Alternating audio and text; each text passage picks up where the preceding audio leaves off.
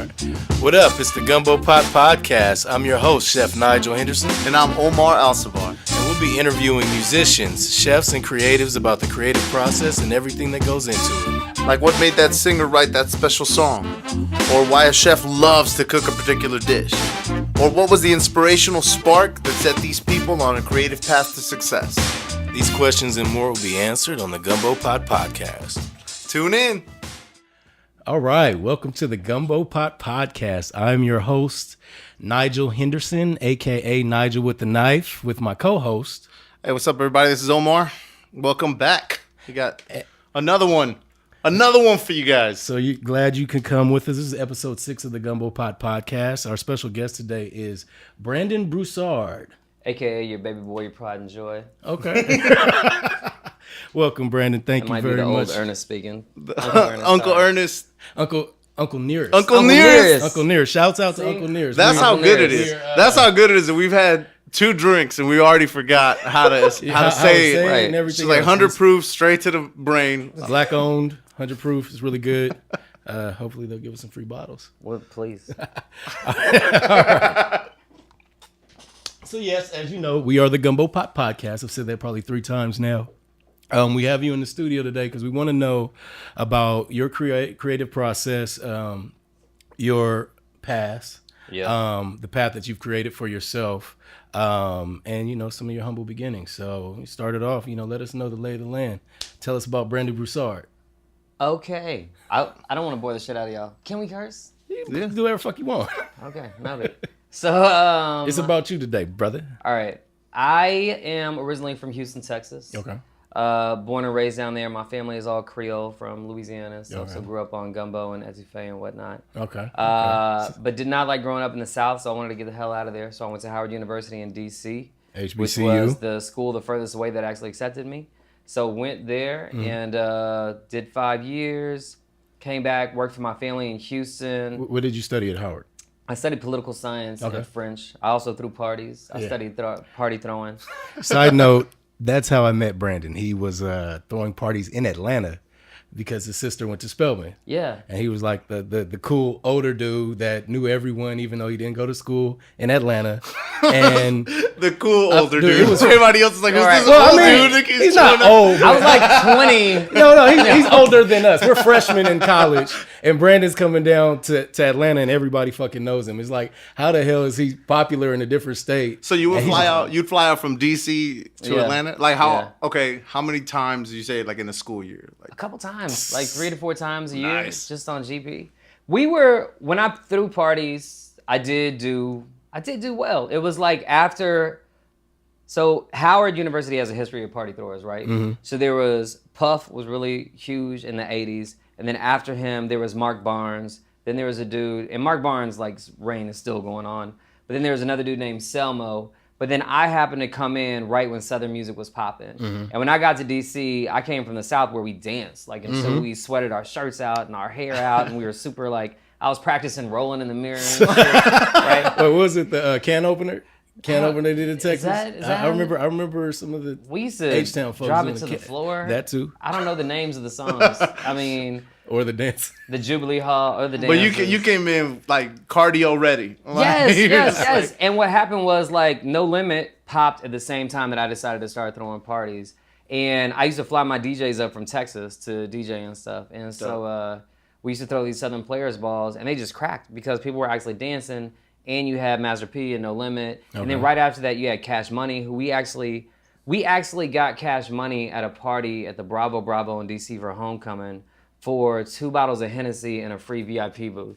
And it was Lil Wayne, BG, Birdman was there, and a couple of other. Slim was there, who nobody ever sees. Nobody ever sees Slim. We saw Slim. But it was at Howard, it was at Howard. It was during homecoming, and so it cracked.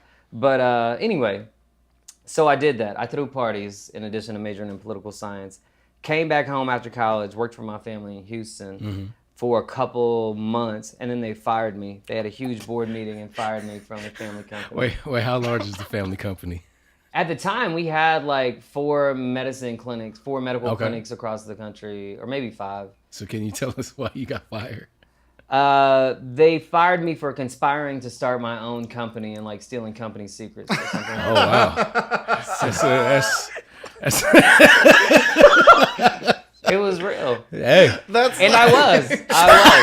But the thing is, I made the company secrets. Like, I had created the paperwork. I was basically just like, this is some bullshit. Y'all pay me $10 an hour. I'm going to go start my own clinic. Because we were making like $1 million per clinic. Okay. It's good that I didn't, though, because everybody got arrested. So it's very good that they fired me. So, ladies and gents, off of some inside information from a disgruntled employee who will remain nameless.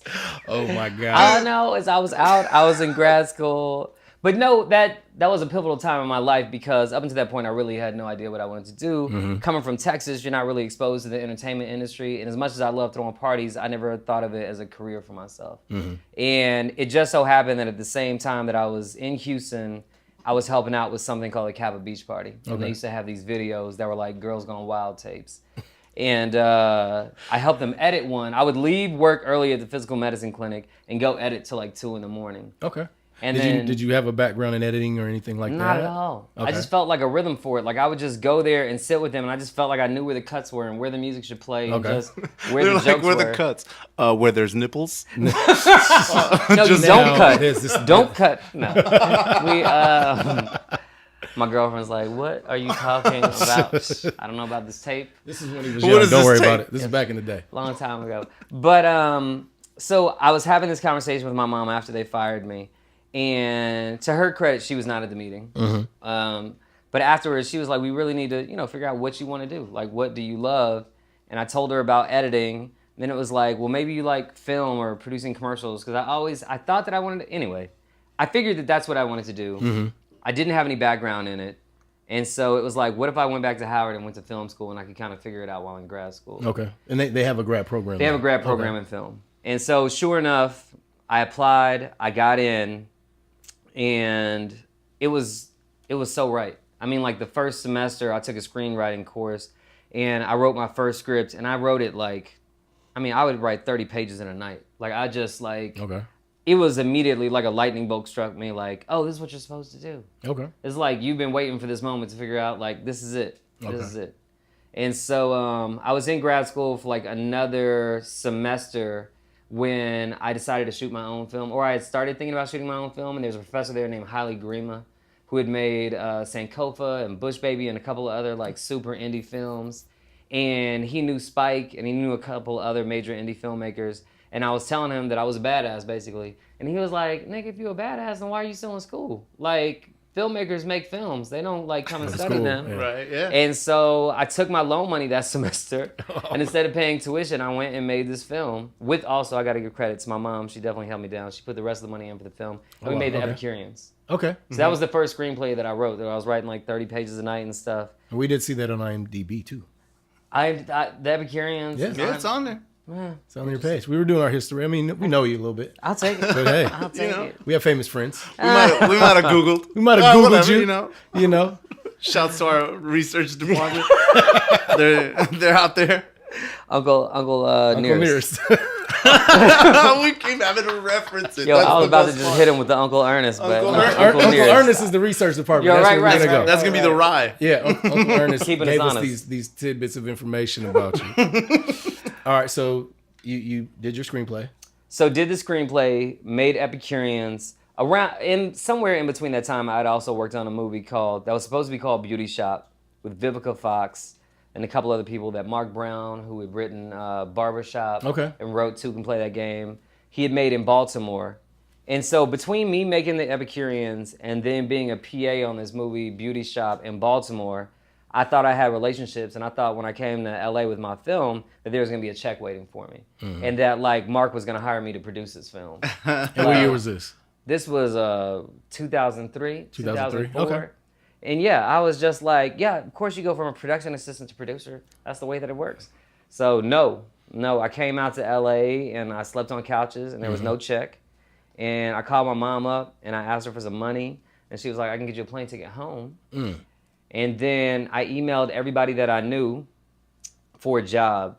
And I got a PA job from the sound guy that did Epicureans. Okay. He was a sound guy on Fear Factor.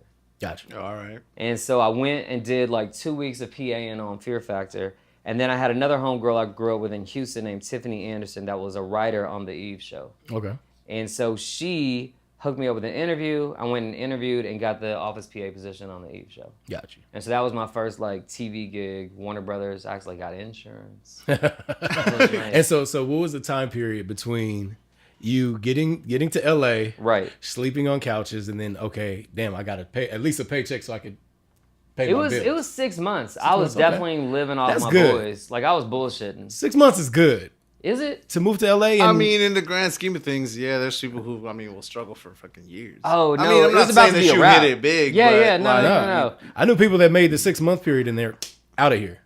Well, LA that's what it was gonna be. My mom was just like, "You're either coming home, or you're gonna figure it out." Okay. And so, luckily, I figured it out. But I knew I was supposed to be out here, so it was just like I gotta get money somehow. And I saw people getting checks. Yeah. So, No. So your mom's like, I got a check for you to go home, right. and this is that moment where it's like, okay, Shit or get off the pod. there you go. Okay, so you're working on Fear Factor, Yeah. but you're not writing on Fear Factor, right? No, there's no writing. Right, exactly. So, I mean, so did you just continue writing like screenplays and or Back spec then- scripts? Honestly, like I considered myself like a director and an editor and a writer because I'd done everything on the Epicureans. And so it was somebody, I heard some wise man talking, and he was like, you need to choose something. Don't be a jack of all trades and a master of none, right? And it was just like, you can choose writing and focus on that and like be a great writer, and then you can branch out from there. And so it was at that moment that I was like, okay, I'm gonna like use my movie magic at the time, and then eventually Final Draft, and just focus on scripts. And you had, I mean, like you said, you wrote a script. Yeah. In 30 pages, so you had a background in that. That was kind of something that was Right. I knew how to do it. And honestly, when I first moved out here, like the film was still the game. Like people were still shooting on 35, which cost $700 a reel for 11 minutes of tape. And I mean, not 11 minutes of tape, but 11 minutes of film that you still have to get processed and colored. And like, it's still like only 11 minutes. Like we already shot like 45 minutes. Like, And you so know, if we just- make any mess ups or anything like that, Yeah. we've just wasted No, a shit it ton was of so money. expensive to make a film, so it's just like I'm gonna write. Then the other thing that really happened that was instrumental, or like another pivotal moment, was the music people at the Eve Show. They were all from Philly, all a bunch of Philly dudes. Okay. And so they were music supervisors by day on the TV show, but they had built like studios for themselves up in our offices, and they were producing music and producing artists. And Okay. they would stay up in there till 6 a.m, or just really not go home. They would Okay. just sleep there and stuff. And so I was seeing what they were doing and having success doing. And I was like, oh, I'm going to take their work ethic because I'm not working hard enough. And so when I get off of work at night as a PA, I'm actually going to stay here and go find a computer and put Final Draft on it. And I'm just going to write scripts until they leave. So I'm like, I'm going to outwork them. I'm going to outwork the music dudes or whatever. And so then I wrote a spec script for the Bernie Mac show back then. And they had a program that was called the Cosby Program, or the Guy Hanks Miller Program, or whatever. It was a fellowship at USC, and they had like they had 10 fellowships that they would give out. And luckily, my head writer on the Eve Show had actually been through that program, so I got her to give me a letter of recommendation. I submitted that Bernie Mac script, and I got into the Cosby Program. Okay.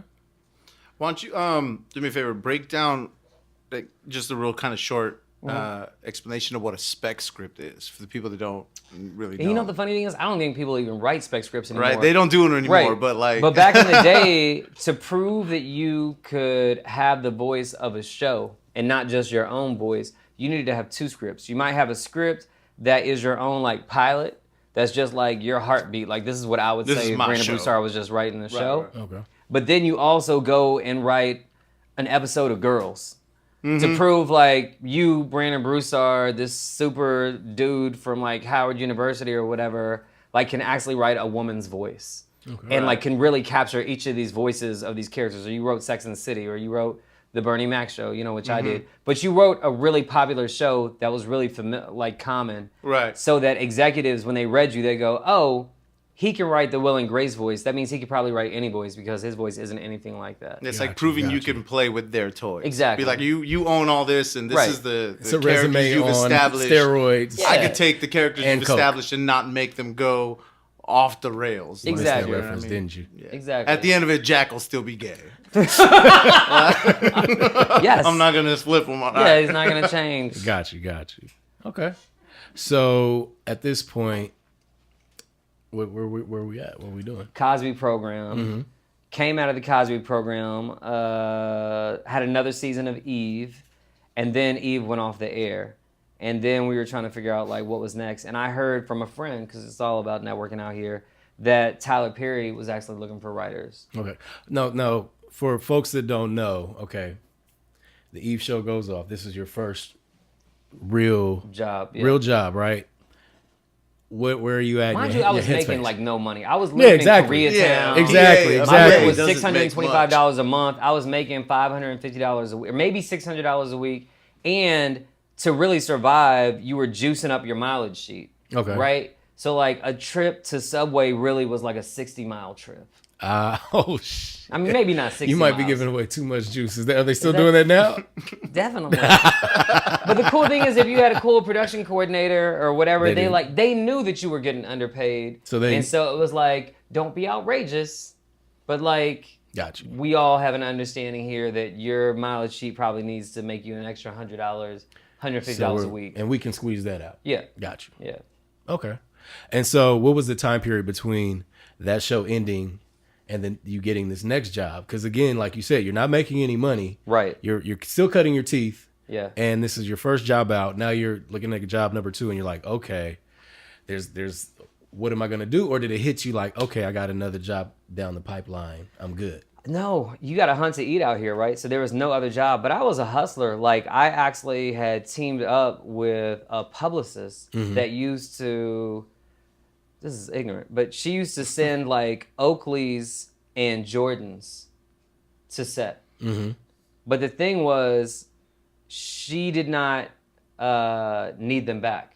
The companies that gave her those, Yeah, Air once- Jordan and once they're- Oakleys, expected the stuff to be never returned, right? But the studios didn't know that. So they returned everything. And so I was the middleman. And I would go put all that stuff on eBay, and then we would split it 50-50. Time out. So they're like, yo, did you get So, those Jordans have you back? noticed the trend so Yeah, far? come on. Brandon's doing some Hey. back street shady market black market deals across the board. He's got the, Yo, you had to and I ain't hustle. mad at none of the hustles because guess what? Hey, we could talk about hustles all day, but you know you need that, especially. I mean, Definitely. it's an entrepreneurial spirit, but also it's still. I mean, you're still an entrepreneur no matter what. As a Definitely. writer, you're still an entrepreneur. As you know, even Yeah. in these jobs that you're doing, you're an entrepreneur of your own Oh my enterprise, God. and your enterprise is you. To this day. So, But I mean, You're check hustling it the out. shoes. I wish I had rich parents. you and I both. I wish that was the Shit. case. Like, I wish I You, just... right? What would that be like? Right. Shit, I do whatever the hell I Those want. kids that work at WME only making $400 a I fucking remember, I week. worked there. Right? Like, but those other kids are coming in fly ass Giorgio Armani suits. Driving BMW. Driving $400 BMWs. right out of making $400 college. I a week, remember And you're it. supposed to compete with them. I remember that. I remember all of it. How? I was Right. like, damn, I'm broke. Yeah. But I got game. Yeah. Right. That was the game. So we're hustling shoes and whatnot. Give me, is it 6 months? Is it a year before you're on the Eve show? So after the Eve show, Or excuse me, after the Eve show. I liked taking the summers off because it allowed me time to write, and I was obviously like hustling. Now they were making watches. Oakley was making watches that made good money on eBay. So you were on the corner, hey buddy? watches, tennis. No corners. I was all on the internet, man. I was He had like an online PayPal, store. eBay. It was good. I mean, I have a really high score on eBay, a really high credit, whatever it is. It's like your I have a good seller ranking. score. Yeah. You're like, yo, this shit Yo, is always I'm on 100%. point. I'm 100%. You're like, I'm it gonna all be- says sample on the inside. like of it, I'm like a but so super what? seller or something. But so I heard that Tyler Perry was actually looking for writers, specifically from the Cosby program. Little did I know he was looking for cheap labor. I just was like, oh, he's looking Hey. for writers. This is dope. I submitted a script. At that time, coming out of the Cosby program, I'd written an Entourage spec. So this is around the time that Entourage was super hot. Okay. And Damn, did it go like this? They're all excited because they're gonna make a movie, and then they're upset because they're not gonna make a movie. you know, true but story. then at the end, They they're gonna make make a the movie. True story. They ended up using my entourage spec. I mean, a similar story for like Ray Donovan for the pilot. I was so upset because then I couldn't use the spec anymore. But basically, like I had Vinny and the crew hanging out at the Standard celebrating, and he sleeps with like a waitress there. And then he goes upstairs and he wakes up in the morning and she's dead in his bed. That is the Ray Donovan pilot. It is the Ray Donovan. I was so mad. Like, And you get no credit for that? bruh. You know, it's just It's an idea that was out there. It's a similar idea, right? I think it's just a zeitgeist thing. I think maybe I'm going to write it off to just being a zeitgeist thing. It's People an definitely have read idea that. out in the space. It is. In the interwebs. It is. And it kind of hit somebody else that was a writer on that show, and it just boom. I mean, because I did use that to enter a lot of like writing contests and shit. And okay. So, but all that said, it's all good. So I ended up submitting my script to Tyler and them, and his head writer Kelly Griffin was like, "I love you. Like, I want to hire you as a writer."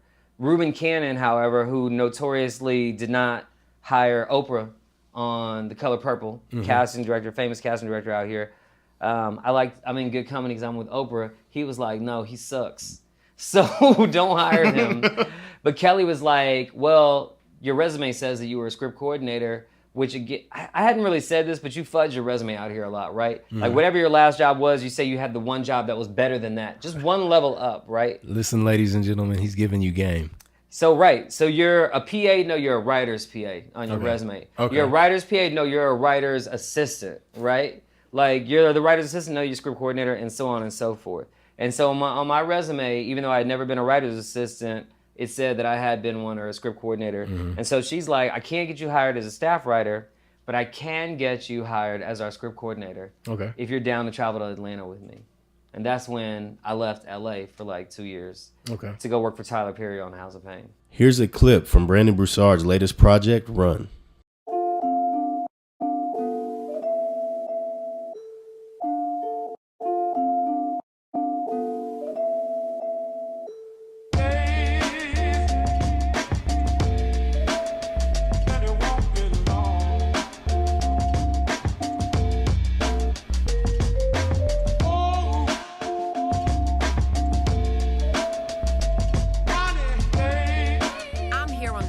campus, which has been rocked this morning by a string of violent murders.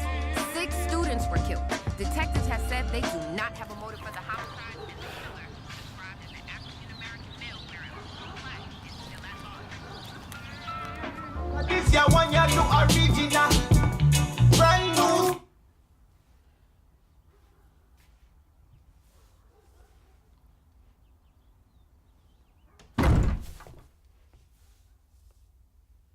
Hello, David. Hello.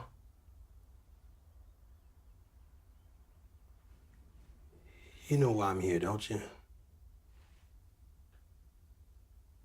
No? Have a seat. So how was that process? Was it like boot camp? Was it, you know, were you on the couches of friends again, or like? No. what? I was getting good checks. I Yeah, mean, if you're a script supervisor, like Script Well, supervisor we also actually said gave it- cheap labor too, so this is what I want to You know make what sure. was so messed up though, bro? Like honestly, I was making more than the writers. Good. Okay. He was paying me $1,300 a week and Somebody's only paying the gonna get writers like pissed off. They're $1,000 a gonna week. make I'm a- like totally giving away the truth. You're gonna have somebody on the internet hitting like, Tyler didn't pay me what I was supposed to be paid. Well, it's all known because the WGA ended up suing him. Really? Yeah, and making his show Guild and stuff, and Okay. it was a huge thing. But yeah, so I worked for him as a writer's assistant for 100 episodes of House of Payne, a script coordinator. It's and during that time, L'Oreal, actually, my little sister, moved down from New York, and she's a fashion designer, wardrobe stylist, was working on the show with me. We were living together, and Barack Obama, so this is 2006, 2007. Yep. He had just given the speech. He'd already given the speech at the Democratic Convention, but now he was considering running for president. Mm-hmm. And she and I had I had the idea for Barack the vote. I had seen a woman at a rally of his holding up a sign that said, you know, Barack the vote on it. Just like had written out the words. And I was like, oh, that's dope. Wouldn't that be dope if somebody went and like did a t-shirt that was like graffiti on the side of a Rock the Vote poster that just said BA with a dash or whatever. And her genius, she was like, yeah, that would be dope. I'm gonna do it. And then so She goes to her computer and comes back with this design. And I'm like, oh, that's amazing. And she's like, are we going to do this or what? Like, what are we doing? And I was scared. And just to tell you financially where we were, because we weren't balling yet, I had like $700. And you just finished the show. You're done. I was still working on House of Payne at this time. Oh, you're still working at the show. But I will say, like, along with this, stop me if I'm getting confusing. I'm working as a writer's assistant on his show. She's working as a wardrobe stylist on the show. We're living at a house in Atlanta together. It's the summer of 2007. Okay. Barack is out. We come up with Barack DeVoe. She does the design. We see Tyler's work ethic. So at the time, he's writing Why Did I Get Married? Mm-hmm. He's shooting House of Payne and directing it at the same time. So he's, if this man can do it, and writing more scripts. Yeah, that dude is a monster. Yeah, so if he can do this, no matter what, like, that dude is a beast. We as a the two tandem, of us can make a T-shirt. Exactly. With one design on it, right? Exactly. And so we go and we make the Barack DeVoe T-shirt. We make 100 shirts from an old friend that made T-shirts for me in high school. We get 100 shirts made. Bro, we sell them out the trunk in like less than a week back in Atlanta. I remember that movement. Yeah. And so even still though, from like September to December, we end up doing like $6,000 in business. L'Oreal is such a gangster though. Like we were trying to create this website. This is like when e-commerce was first kind of popping. Like Amazon wasn't really a thing back then. And we had the ugliest, shittiest website. And like it was literally, the models were me and her. It was like pictures in our living room, like selfies with a real camera though. Like, right? And so we put that up and I was like, it's not ready yet. But I woke up one morning and she had sent it out to all of her friends. I was like, why would you do that? And she's like, look at the back end. And I'm like, oh shit, $1,000 in sales. Overnight. Right? Yeah. Overnight. Yeah. She didn't sleep on it. No, she's like, she pushes forward. And so still though, so we had done $6,000 to $7,000 in sales from September to December. So New Year's Eve comes and me and L'Oreal are actually in line at a party in Houston for New Year's Eve. And we're such political junkies. I'm literally on my phone refreshing to see the Des Moines, Iowa register poll come out with Barack's numbers to see what he's going to have. Because also I know it's going to affect our business in an insane way, right? Yeah. So he comes out in the polls and he's like 3 points ahead of Hillary. I literally cheer in line. Like everybody else like waiting for the ball to drop and shit. I'm like, yes! They're like, you're early, nigga. It's like 10 minutes to New Year's, right? And so she and I have this really difficult decision when we get back to Atlanta. And it's like, yo, it's about to be insane if he wins Iowa, but we only have like 50 T-shirts. What do we do? Reinvest. Well, we didn't have any money. Oh, it's gone. And so Okay. I was like, let's open up the site and just see what happens. We that month did $30,000 in sales. And just emailed everybody and said, I'm sorry, your shirt will be to you soon. We have zero infrastructure. Yeah. Now, part of that also was you guys were donating to the campaign as well. We gave away 25%, I think, to the campaign. 25%. Yeah. And then you also were very integral in boots on the ground movements. Oh, absolutely. Our goal when we first started was just to make voting like popular. We were like, all these campaign shirts look whack. Like, what if we made a T-shirt that was so dope that people would actually wear it to the club and would wear it to class, and it became like a trend. And so even if we only sold 1,000 shirts, like 10,000 people would have seen that message. And Barack the Vote would have become a slogan that people just ended their emails with and just said to people and stuff. And it just became like this viral thing. And then you also had that network of historically black colleges. You worked in LA. well, She the worked other in piece, fashion. the party promoting came in. Party promoting. So okay. the way that we did the game was we both threw parties in college. And so we went back to our old party promoter competitors and friends and bought their lists. And so in every major city in the country, like we knew promoters in New York and DC and Miami and Carolina and Atlanta and LA. And we were just running their list from them and sending our flyers out connected to our website. Okay. And so we were sending, again, with like trendsetters and stuff, we were emailing all the people that went to clubs and were kicking it, that were in their 18 year, they were 18, 19, 25, whatever. Yeah, And looking to vote and make the change. reach Yeah. was insane. Yeah. That's a great fucking plan. So Doing Barack the Vote, we did in 10 months $1 million in sales. okay. What? That's a lot. Yeah, it was ridiculous. It was Uncle ridiculous. Nearest is Because getting it. honestly, Uncle Nearest got me. we were making more money than our parents ever made, like in a year, in a month. Okay. Like towards the end in like August in September, we were having like $175,000, $250,000 months, and like Jesus. legit, like our Consistent. parents had never made that much money, Uh-huh. like in their lives in a year. Just it was insane. Like, and we were kids. I mean, I was 32, L'Oreal was 27, and then we were on the cover of like Enterprise. I remember that. Like it was a ride. The best thing for us was that we actually got to take our parents to DC for the inauguration. Nice. And got to take them to balls. My dad was sitting behind J-Lo. I was standing behind J-Lo in line for some chicken wings. Okay. Something like that. Little known fact, Democratic inauguration balls are cheap AF. They're really just money grabs. Yeah, they want you to come and spend a bunch of money for a ball, and then you go in there and it's like a big, barren, like room with some chicken wings and some Heinekens, maybe. Probably not. Probably simpler times. You just busted their bubble now. Did you go to any I'm just keeping it Republican? real. I didn't, but I bet you they turn up. I bet you they turn up. Lots They of probably have Budweiser. bowls of Coke. And on. Budweiser. You know how they roll. They got like tax exempt forms on the way out. Lord is mercy. You're good. We got you. I feel like you can write this party off. This was a donation. Absolutely. Absolutely. So you coming to the end of Barack the vote. Obviously, he wins. Yes. So that's the biggest. That's the end of the victory. That's like the greatest victory. Not only did you donated to the cause, you made change. And we're in Grant Park for the victory speech. Me and L'Oreal are That's out dope. there in Chicago watching the results rolling in the hotel room. And it was, I can't remember what state it was. Maybe it was Carolina where we kind of like knew. Because honestly, we were so nervous that like I didn't want to go to the park until I felt like he had clinched. And so for L'Oreal and I, we really kind of celebrated in the hotel room. And the park was kind of the after party. But we did go see him like speak in the park in Grant Park. It was man, no regrets, bro. Like it was life changing. And so at that point, you're still working, For Tyler Perry as a writer on House of Payne. but you're financially comfortable. Yes, and Got a little bit of swagger behind you now. A lot You're of swagger. Okay. How many shirts did Tyler buy? Tyler sent our shirts to Oprah for us. He bought Hey. like 10 shirts Hey. and sweatshirts, and Can't be mad. he called her up and was like, "This is coming to you." She never featured them on the show or anything like that, but he looked out in that way. I learned, I mean, while we're on the subject of Tyler, I will say this about him. I learned a lot about business from him and a lot about like his work ethic.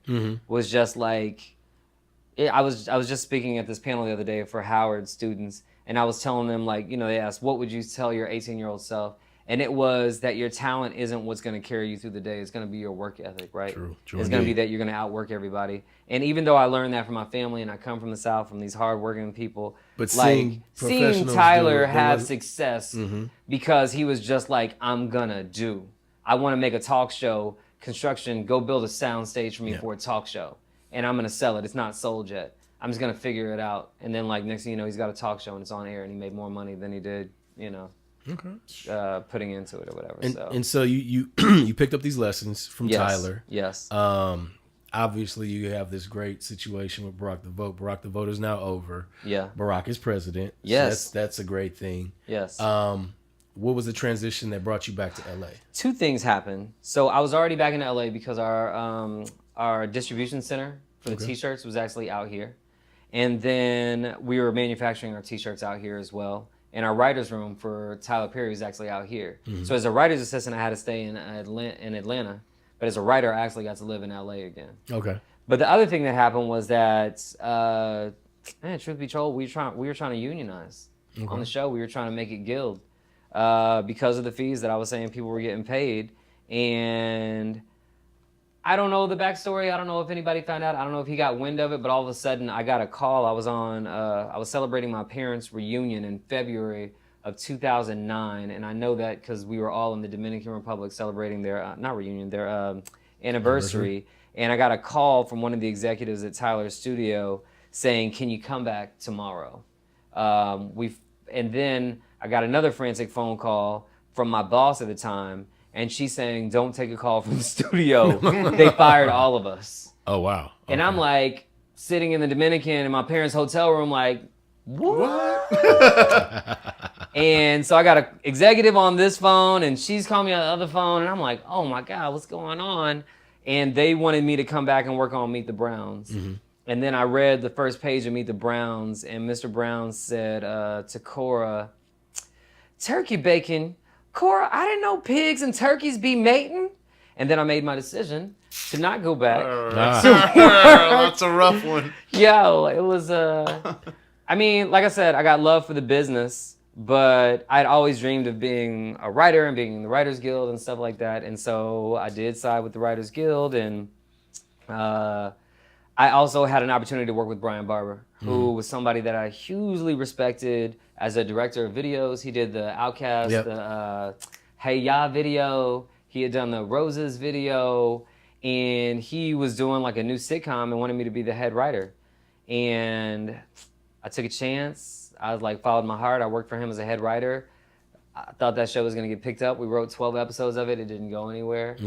But luckily, I still had a little bit of change. And Dave Chappelle had just gone off the air, and with the Chappelle show. And I was like, oh, there's a void for sketch comedy. And Chappelle's show was my everything. And it was my friend's everything. I mean, like, that was the zeitgeist. Like, everybody knew Chappelle's show. We're like, from the Lil Jon impressions to the Prince shit. Right. You know what I'm saying? Skins versus blouses. Right out the gate, he hit everybody with that Clayton Bixby. Yes. Like, it was insane. Yes. Like, and then when he just went off, it was like, there's a void. And we decided to create Purple Stuff TV, which at first was like an SNL news update desk. But the name Purple Stuff even comes from Chappelle's stand-up. It comes from when he's talking about all the kids going in the commercial. The Sunny Delight commercial. Sunny Delight, right. Going to Sunny D and the little black kids in the back like, I want that Purple Stuff. And we were like, well, we want to be that. We want to be that thing in the back, right? And so we made Purple Stuff. And Purple Stuff started with like 2 Canon mini DV cameras from Circuit City, which doesn't even exist anymore, to like a fully, by the 3rd season, fully invested company with a writer's room of 10 people and 27 people shooting our shows. And we had the astrologist, and we had millions of views. We had worked with Global Grind. You hired me to cater the astrologist. Yeah. Little throwback for you. I catered the astrologist episode. Yes. So we, I mean, we were doing it. We had money, and man, that was my girlfriend at the time. I had a girlfriend, but that was like my true love. And we made 2 half-hour pilots, shot in front of a live studio audience. And I will tell you a funny story. It's actually funny, like sad. You could cry from the story. But my casting director, Amber Bickham at the time, casted comedians. And we were looking for a host of our show. And so she was telling me some different people. I was like, I don't like him. And I was going to all these different comedy clubs to find somebody. And she was like, you guys have a budget. You have like 5 G's. Like, I could get you Kevin Hart. And I was like, nah, he's whack. Like, Wow. He's whack. I don't want him. And now you're like, he was still going by like Lil Kev or whatever. Not even. Like, it honestly was probably right. But this is early. This is super early. He had the sitcom on network already, but he hadn't had that pop from, what was the one with the Steve Harvey joint? You got me. The Steve Harvey movie that did like 110 million, the romantic comedy. Oh, Think Like a Man. Think Like a Man. So Think Like a Man for me was when Kevin like popped, because he stole the movie and made it make 100 million. Was it Paid in Full too? That he was in? It was one of those movies. Post Soul Plane before Think Like a Man. He was in 40-Year-Old Virgin too. Yep. Yeah, was he? Yeah, he comes in and like talk shit to. Yes, the guy at the fake Circuit City. Yeah, they're working at that. And he comes in, he's like, both of y'all can get it. And he's like, murder, kill. Yeah, that was him. But yes, I played myself royally, and luckily, well, I mean that's in the future. But so Purple Stuff, we had our 2 pilots, and we tried to sell it around town, and literally could not get a meeting. I couldn't even get inside the BET offices. Like, they're like, we'll take a phone call with you. And that was like beyond heartbreaking. And so, and again, that's really before, the YouTubes and the webisodes had really taken off. That right? we were at the same time that Issa was doing Awkward Black Girl, at the same time that Lena had done Shit Black Girls Say or Shit Black Girls Do or whatever, that like Shit Girls Do or whatever. Those videos were super viral and stuff. We were all doing it at the same time. Okay. we had millions of views. They had millions of views. Like, we just thought Purple Stuff was gonna pop. We thought it was special, and when it didn't, it was difficult, and we just couldn't keep going because financially It didn't make sense, right? Yeah, and I was like running the writer's room, directing the episodes, and editing the episodes, and it was just like unsustainable. I made a cameo in the video that you made. Which one? The one that was like, blame it on the purple stuff. Oh, Yeah. yes. That was the first time we really understand the power of having something quality. Yeah. It was a mock off the Jamie Foxx song. Because Nigel was on it. No. They're like, No. we can finally afford Yes. celebrity chef Nigel Henderson. No, that wasn't the case. For Purple but it was Stuff. a spoof on the Jamie Foxx song, Blame It on the Alcohol. Yes. And it was Blame It on the Purple Stuff. You had Lance Gross. Yes, he was in it. He was in it. Who else? It was a bunch of people that are like It probably notable. popped since then. Yeah, like there's a bunch of people that popped from that. Yeah. And so We gotta find it. I mean, no, it's out there. just to talk about Oh, Purple Stuff and to wonderful. give it like is Somebody due. send the link. Like Matt Cherry, who is now the executive producer of Black Klansman and is the executive, I think one of the head executives for Jordan Peele's company. Mm-hmm. Has 2 films that went to South by Southwest. Was a camera dude. Like for Purple Stuff. Whatchamacallit? Justin Polk, who's still like the homie. Like has produced commercials for Deutsch and a whole bunch of other Super Bowl commercials and everything. He used to work camera for us on Purple Stuff. Like so many of the folks, I couldn't even think of everything that everybody else is doing or whatever. But this like a ton of people that worked on Purple Stuff with me are like killing Killing game. it, yeah. Yeah. And so, okay, Purple Stuff doesn't happen. So what's the next move for you? Man, reality television. Like I was fucking depressed. That was like literally like again one of those moments where it's like, am I gonna have to go back home to Texas? Okay.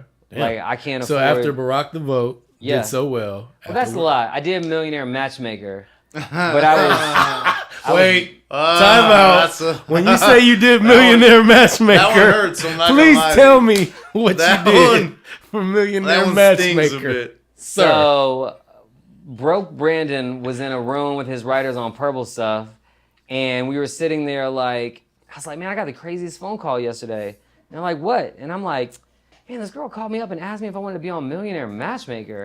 And they're like, oh my God, you're like gonna be one of the dudes like that's there for like the girl to pick? And I was like, no, this was so crazy. She thinks I'm a millionaire. Oh, wait a minute. You didn't go work for it. Like you were on the show? He was the millionaire. I was the millionaire. Oh, that He's the changes millionaire. it completely, bro. He's a millionaire, dog. That's even better than what I could ever expect. I Alright, was so you go literally in, getting unemployment checks. Target Morona suit. Bro. Like, hey, guys. L'Oreal was my stylist. She and I would go to Nordstrom's and buy clothes and return them the next day. Again, that hustle mentality. Hustle. And we were doing Yo-Town at the time. Oh, so after Barack the Vote, we did try to do another t-shirt company, which is really where my money went. Like we dropped, I'm not going to tell you how much money, but into this t-shirt company, basically all my money and lost it.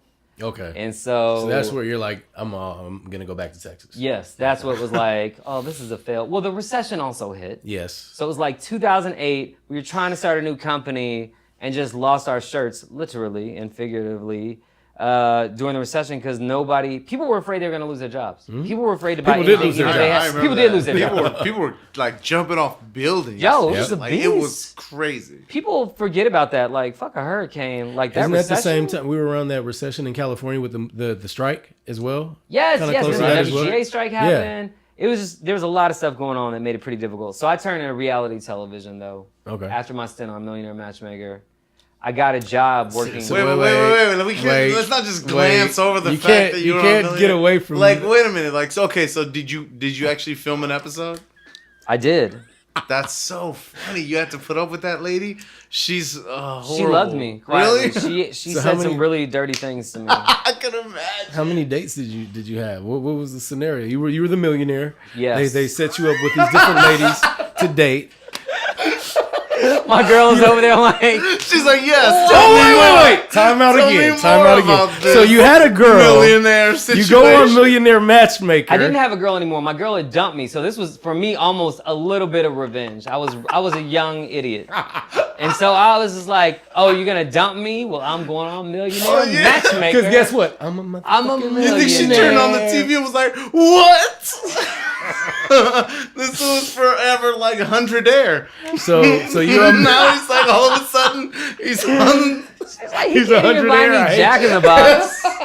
and he's a millionaire. He won't even give me one of his 2 tacos. That's amazing. So All right, so you do Millionaire Matchmaker. All right. We might have to have a whole show about you doing Millionaire Matchmaker. the recap. We gotta watch it with him, like a commentary. Oh shit, yes, I would love that. That was so my funny. God. Millionaire Matchmaker. Again, if you see, we have a trend here. You know, you still got the hustler mentality, Oh, so we're always trying to make hustling. it work. always hustling. It's either hustle Or go Go home. home. These are the stakes. Okay. They were real stakes. So after Millionaire Matchmaker, Yes. after we've invested in Yo Town, Yes. where are we at? We are the hustle mentality. I tell a friend that I need a job. She's worked on a reality show, and I've fudged my resume to say that I've produced reality before, because I do know how to edit it. I edited my own film and stuff. And so and the thing is, I didn't want to go back to scripted. It wasn't even that I didn't want to go back to get a script job. It was that having written for Tyler Perry, you really couldn't get a writing job. People didn't consider that writing on a TV show per se. Okay. Like, Will and Grace didn't want to hire me as a sitcom writer, or whatever other show was popping then. Like, I wasn't about to get a job on there, right? That's interesting. Yeah, it was tough. but because like a Tyler They Perry stigma, considered, like, yeah, a stigma. They considered his shows less than. So Even though like, they're doing Tyler numbers. Perry was Like the people reason who Tyler look at, like- Perry's right. like people look at a Medea movie and be like, "That's whack," but it's making a ton of dough. There's obviously an art, But it an was audience for- like that works for Tyler, and Tyler is a brand, but you don't affect that Oh, brand. You're gotcha. interchangeable. You don't make okay. that. Whereas like understand. if you're a writer on Roseanne, it's like, oh, you must have been a dope writer. We'll hire you over here on Gotcha. whatever news show. My Name is Earl or whatever was popping in, right? So I had heard about reality and that people were really making money, and that you could make $2,000, $2,500 a week. You know, you could work your way up to that. And so I started all over again. I worked in reality, and I worked on a show called Hair Battle Spectacular. It's my first job. Hair battles. Hair Battle Spectacular. Spectacular. That's right. That's right. I can already. I Real can, wanna know world about meets- this. Baby hairs. Was there ever a baby hair challenge? It might have been. who does the best They were like, toothbrush yo, comb over bruh, situation? it was so real. What's the guy's name that was the host? Derek or something like Derek J? I don't know. It was interesting though. He dressed like one of the women on the Golden Girls. Oh, please say it's Feels- Estelle Getty, the oldest one. That was Blanche. Blanche. Yeah. Oh, the slut.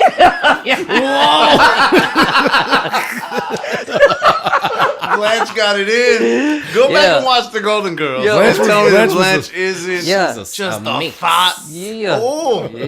Yeah. Sweet guy though. Really sweet guy. So But what was your headspace during that period? Is it Survive. again hustle, survive? I got work. It was just like find the next gig. It was Okay. like keep work. So my new mode was work on a reality show for 3 months, stack paper, take off for as long as I could to write a new spec script, and then get another job and do it all over again. Okay. And so I was doing that and doing that and doing that. In between that time of multiple reality shows over the next 2 years, I had written a script for Terrence J, who was a host on 106 in Park, then ended up hosting E. That feature ended up not going anywhere. But it worked out because like 2 years later, he did get a deal with Queen Latifah's company, Flavor Unit. They decided to manage him. Okay. And he called me up out of the blue one day and was like, bro, do you have any scripts on your computer? Because I got this new deal and they have paper and they're financing things and I think we could get something made. And so I sent him a script that I'd written in one of those off periods called The Promoters. That was about like back when I was at Howard throwing parties. And he loved it and they loved it, so they optioned it from me. And at the same time, some of my writers from Purple Stuff, Hudson, Obayuwana, and Jana Savage and I had been working on some projects as well, just, you know, in our free time or whatever when we could, doing scripted stuff. And so cut to Terrence is signed on to do a movie called The Jump Off. So already, you know, from the name, it was like 2014. It wasn't We know 1994. We know the jump off. Already, right? The jump off should have been thrown off something. So he's like, bruh, like I need you to rewrite this script for me, and they love your voice. but we need it in 10 days. And I'm like, the hustle is in me, but I'm like, I can't deliver a script that the studio is going to be happy with in 10 days. Personally.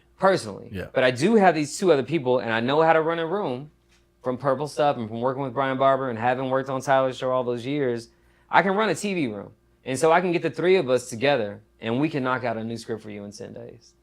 And so we did that. We wrote a new script. We changed the name to The Perfect Match. We delivered the scripts like at 1 a.m. on Friday.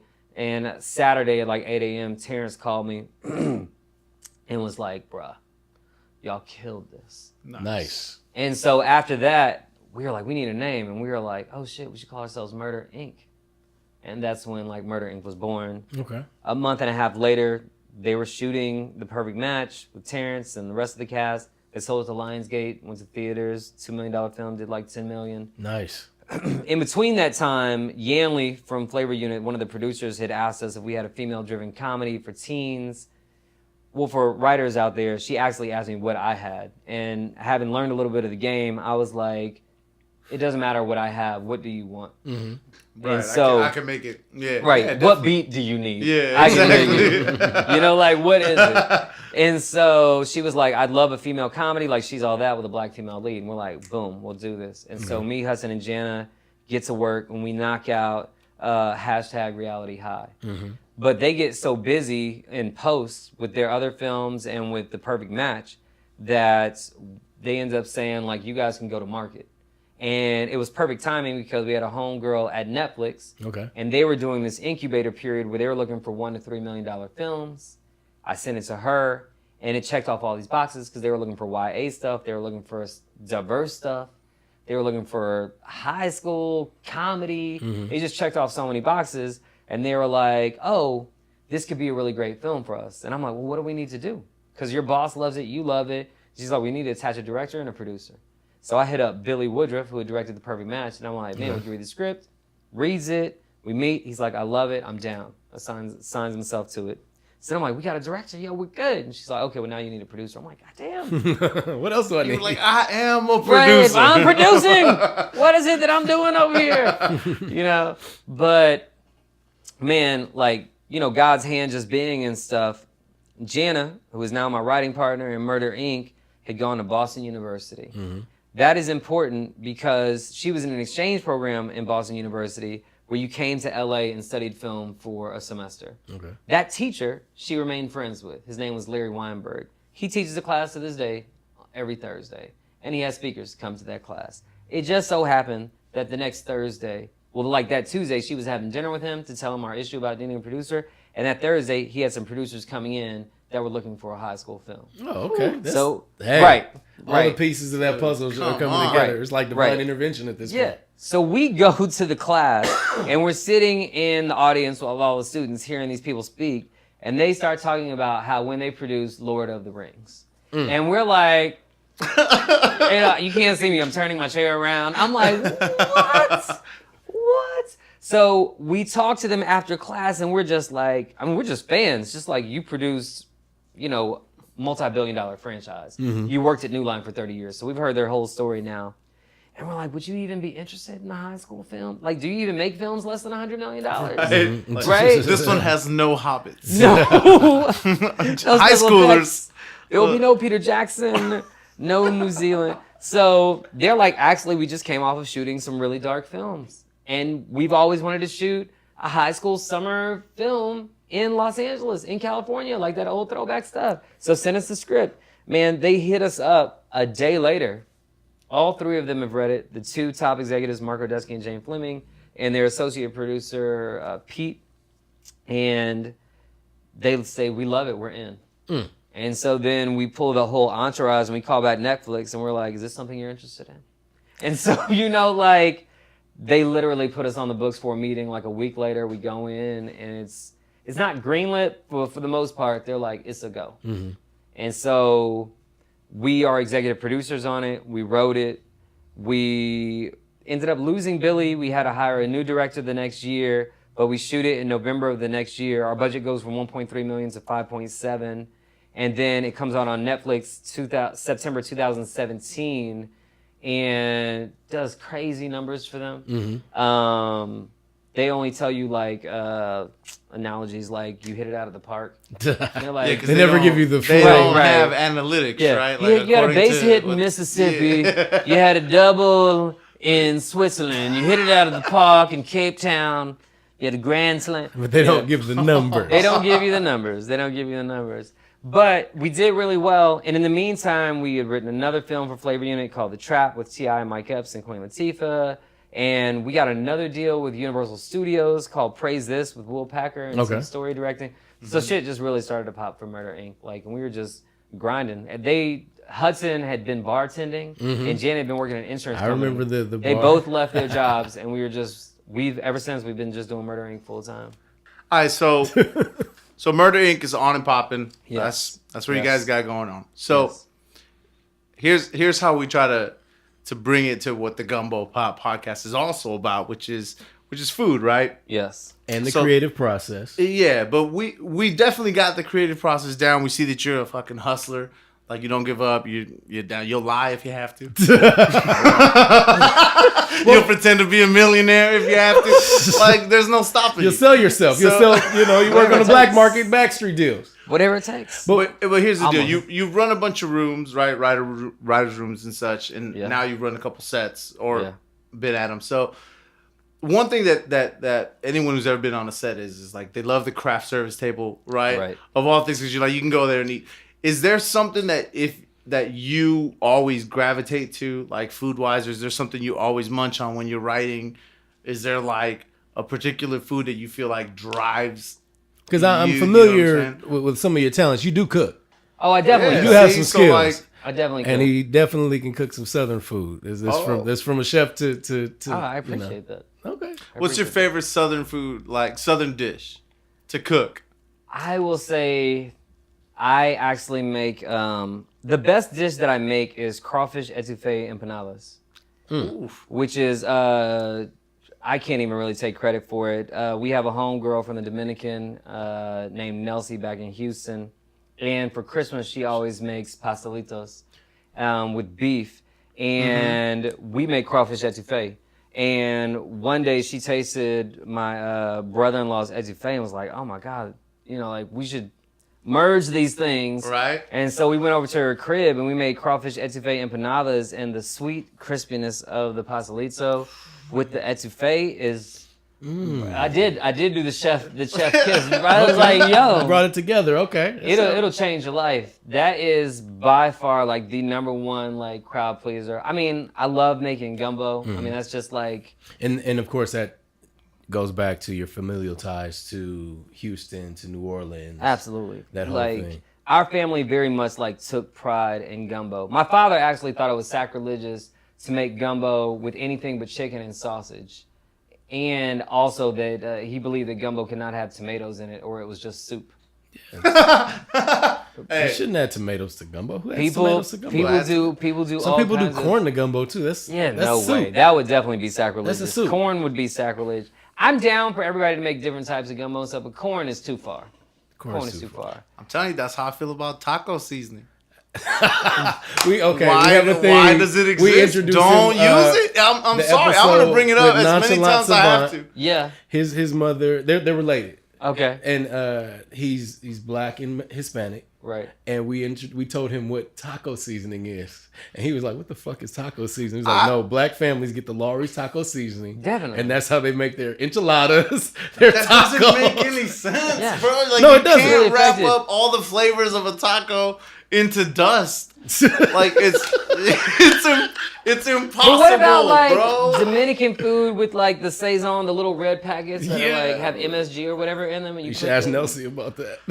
She'll be like, "Nah." I don't know. Like my girlfriend Sofrito. tried to. She was like, "Well, we could probably make like a taco salad," or I was like, "No, a taco is a thing. Like you don't need to make it into some other shit. Just make it a salad. It's just a salad. It's not a taco Yeah, that's salad. I'll just a eat a salad. taco and then you can give me a side salad." Like, I've never gotten a taco and be like, "Man, I wish I could rip this shit to bits and throw it over greens." Like that's not a thing, dude. So we'll Like, put corn in the gumbo. so well, no I tomatoes, no corn, so no seafood either. Then in the gumbo. Well, I see. The thing is, I'm not. I can't say I'm not my father's son. I just believe. That's what he tells me. Right. I just believe that other things can go in a gumbo. Like now, my grandmother put like raw egg and seafood in the gumbo, and it was one of the best gumbos I ever had. Like I've never had the egg.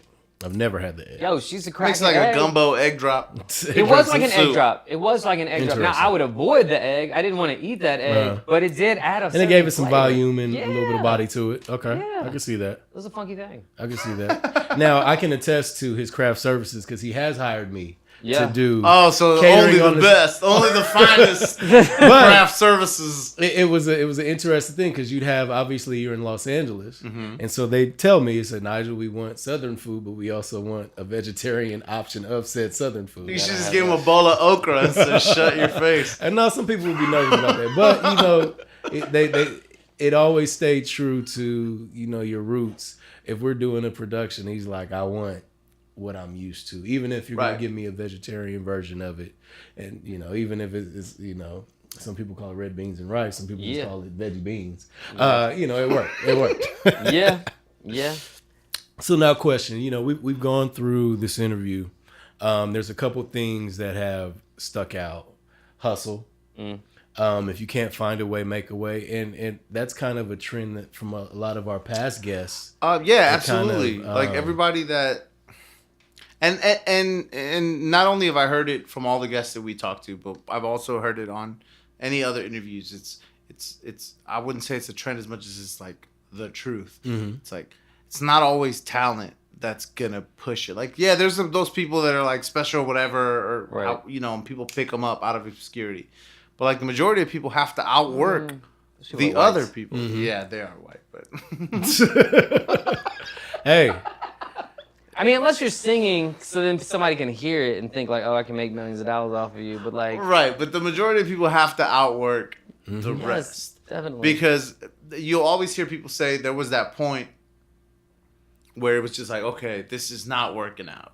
Yeah. And there's only a small percentage of people that say, I don't care, I'm gonna keep going until it does. Right. The majority of people will just be like, okay, fuck it, and they'll move back to Texas. Right. Right. You know what I'm saying? There's a lot of people. there's a that are lot of back people in get lost in the Texas. LA sauce, and all of a sudden you're like, hey, what happened to them? Yeah, Yeah. either they stayed, and God knows where they are, or I mean, it's the story. It's Yeah. and we're natives, so we grew up seeing that many Right. times over, meeting transplants, and they're like, oh yeah, I'm out here to be an actress, I'm out here to be a singer, songwriter, producer, director, Right. Dancer, yeah. model, Poet. and then 5 years later, so what are you doing? Well, yeah, I'm a nurse. yeah. I mean, those people No make offense to great nurses. Shout out to nurses. 2-year relationships Jeez. because they show up and they're all full of like they're anxious and they want to go everywhere. You can take them places like, oh, you never seen the Getty? I think he's it's free. speaking Whatever. from experience. Oh Lord, right? Oh, you never seen it? Take them all these spots they think they're great. Be like, yo, you want to? I could drive by the Hollywood letters, but I can't take you up there. Whatever. So My thinking is just no. What you're no, sorry, keep, you were about to say finish something. it. Finish what you're saying. I mean, there are two things. Like, if you could do something else, like, don't stay out here. Like, I don't want to say that I couldn't do anything else, but like, it's very few and far in between, like, things that I could do. Like, I've felt for years now that I was born to write and to make films. Like, it's a very specific thing. I feel like people have like things that they're like, abilities they were given to come down here and do, right? From God, like whatever your path is. And like, I feel like I'm most aligned with God, like when I'm writing and making films. So now question, and this goes back to, kind of the core things we want to know from this podcast.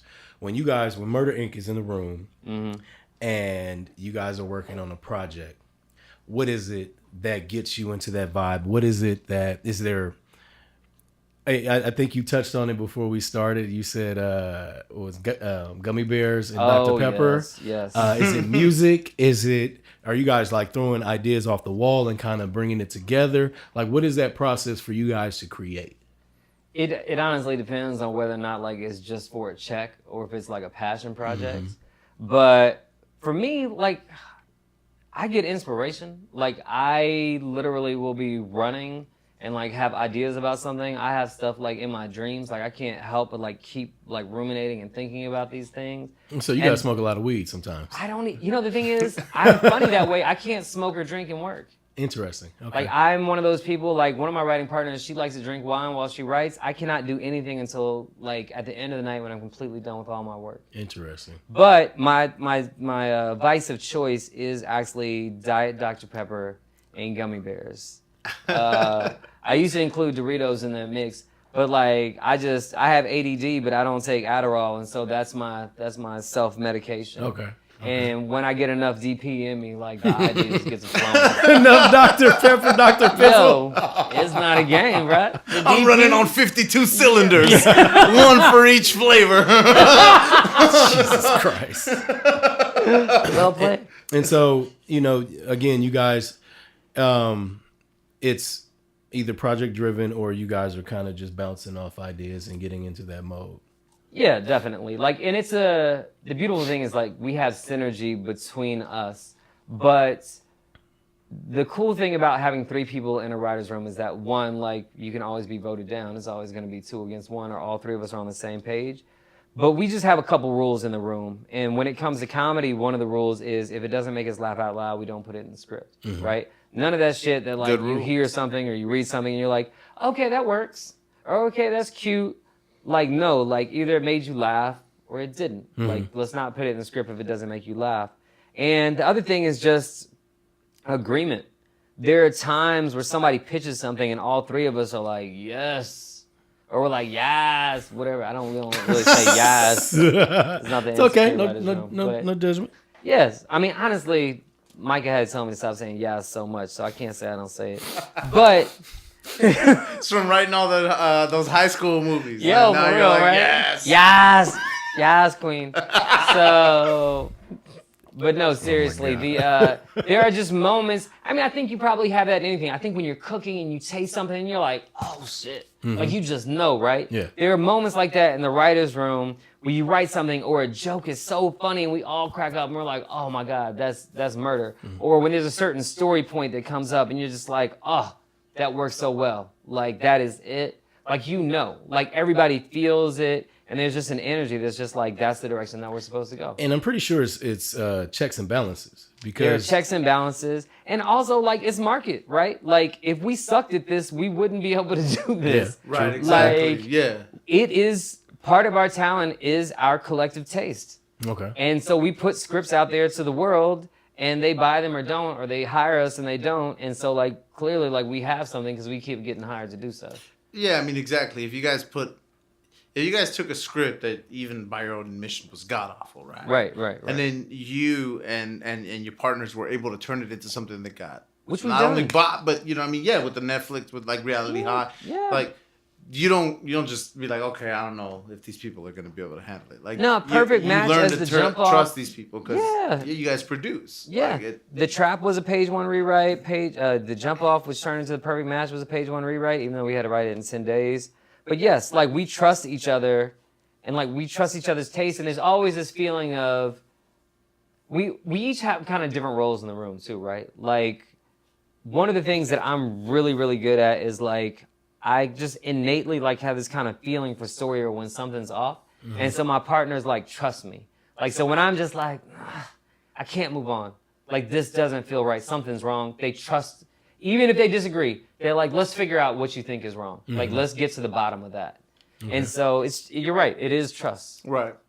And do you feel like you know how actors will say, I do one for me, one for them, meaning Yes, like absolutely. a movie that they really are into, and then a movie that the studio wants them to do. Do you know what I mean? So do you feel like you write that way too? Like you've got all the ones that like your voice is 100% prominent in, or you and your team. Yeah. And then you get the ones that are just like, yo, such and such needs a new one. Like, Absolutely. Oh, Damon Wayans has another show. Like, Yeah, like there are the things that we do for the check. I mean, honestly, Reality High was a check. I mean, I'm not naturally gonna go write a high school teen comedy with a female lead. Yeah, right. You know, But now you know how. I definitely know how. the other and thing it was is, fun.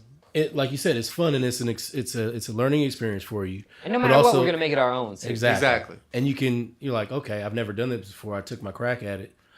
I can actually do this. Right. And so now, when approached for that, you have an idea of how it rolls. You have an idea of how to make it Yeah. go, and you have the experience for doing it. Yeah. So, they can't typecast you and say this is all you guys can do. Right. And I feel like sometimes when you get done with a project that you do for like the check, Right. then you go like, okay, I know how to make this. Yeah. Now I could do something like That's where we are now. yeah, it's like kind of like how Tarantino was like, yo, I made like Django, which was like a Western. Right. He's like, now I know how to make Westerns. Now I want to make more Westerns. You know what I Right. mean? Which is why he made like the other Hey, one or Glorious whatever. Bastards. But Yeah. it's kind of like, No, not Inglourious Basterds. Hateful Eight. no, he took Hateful Hateful Eight. Eight. But it's kind of like you said, like, yeah, you made it for the check. But now if you wanted to write a high school, you Yeah. know, You kind of know that something you could be temperature and like, everything. yeah, the new John Hughes. Yeah. Oh, shit. Yeah, man. So, okay. Mention me and John Hughes together. That is There we Let's go. go. Dude. podcast gold. There we go. No. There we go. You From make a new, our lips to God's ears. There we Make go. a new weird science, man. Hey, Dude, People are that'd trying be to make it. sick. We actually got offered with to 3D do that printers. last year. Man. We had an offer for that last think year. about those, man. See? Not last year, this year. Jesus Huh. Christ, time Tell you. flies. Jesus, I need your autograph You before can we build her in while we actual finish this VR. up. I'm ready, dude. So, part of the Gumbo Pop podcast, one of the questions we ask all of our guests is to drop pearls of wisdom or little tidbits of knowledge that can help someone that's listening to this and may be interested, or just someone that, may need that uplifting voice. We after, throughout this interview, we've seen all of these things that you've done. Mm-hmm. We've learned about your black market deals, your family's black editing market those out, ties, though. His dark web his eBay dark store. web, exactly. What knowledge? You've dropped a lot of knowledge, and you gave us some tidbits before I even asked this question. But what would you give as your pearl of wisdom to the next person who's aspiring to even get into business, aspiring to come out of college and go to Los Angeles and bet the farm Right. on themselves or go back home? It's a couple of small things. Like one, like I love my little sister has this tattoo on her wrist that says faith over fear. And that was like a motto that we had when we were doing Barack the Vote, because we always had to make so many huge decisions in such a short amount of time doing something we had never done before, right? Mm-hmm. And so we would always turn back to like, yo, faith over fear. Like, or the idea like in the Bible that faith without works is dead. But like definitely it was just like leap and you will grow wings. So a lot of times when you're faced with a decision, don't let fear be the deciding factor. Mm-hmm. Right? Like if you think it's right and you're supposed to be doing that thing, then you should go after that thing and don't be afraid, like God will catch you. Don't be afraid to sleep on the couch. Don't be afraid to sleep on the couch, man. Like take your ego out of stuff. Like a thing that like definitely slowed my career down. I had a lot of writers that are huge now and have huge shows on the air that wanted to work with me. And I was like, they're whack. They just want to use my voice. Mm-hmm. Like my ego was like way too big. Mm-hmm. And so get your ego out of the room. And I've had the majority of my success when I put my ego aside and I wrote with 2 other people. And so I sacrificed having my one name in the headlights, or the big lights or whatever, to share it with 2 other people. But we've had our greatest success doing that. Like I heard this quote that was like, I'd rather have 50% of 100 jobs than 100% of one. Mm-hmm. So financially and just creatively, that just makes sense. And then the number one thing is to outwork everyone. That like going back to that thing of what I would have told my 18-year-old self is like, oh man, can I quote Drake? Is that really terrible if I quote Drake? You do whatever the hell you want to do, bro. Bro, he has this line in one of his earlier albums that's just like, somebody told me nobody works as hard as you. I don't know if I believe him, but it's probably true, because while my friends are out partying, I'm in the studio making the music they're partying to. Mm-hmm. And like, I feel that. Like, that's some real shit. Like, a lot of times people see me and they are like, bro, I didn't know you still lived here. You don't know how many times I hear that, like if I go to the parlor, if I go to like one of these parties with the homies that we used to kick it at with R, is like, people don't think I live here because I'm so like just in the den. That's a good thing. Yeah, just grinding. Well, you're not making money socializing. No. No, yeah, let the parties go, or have your fun at the parties, but just know that they're not going to get you ever. There's a line from a Royce the 5'9" freestyle that says, "Listen, if I don't have no business there, then I don't have no business there." Yo, that's a dope True line. indeed. That's my new joint. True indeed. Yeah. Well, that brings us to the conclusion of the Gumbo Pop podcast. We appreciate you for spending, however long this interview went. It was amazing. It went about 3/4 of a bottle of Uncle Nearest. Damn, So you can judge it by that We time, worked whatever that. measurement of That's why time it's you so think hot in it'll here. take for a full bottle to go to a third. Well, at the end of this, we're gonna give each other cheers. Cheers. Eyeballs. Salute. man. Eyeballs, definitely. Eyeballs. I don't want that bad Always juju. look someone in the eyes when you do cheers. You don't want that Don't bad be a juju. heathen. Bad sex. You don't want that. 7 years. 7 Thanks years a lot, old. Brandon. Appreciate It was it. amazing. Salute. Man. Cheers. To the Gumbo Pot Podcast. Whoa, Brandon on the microphone. That's real grown man. Yeah.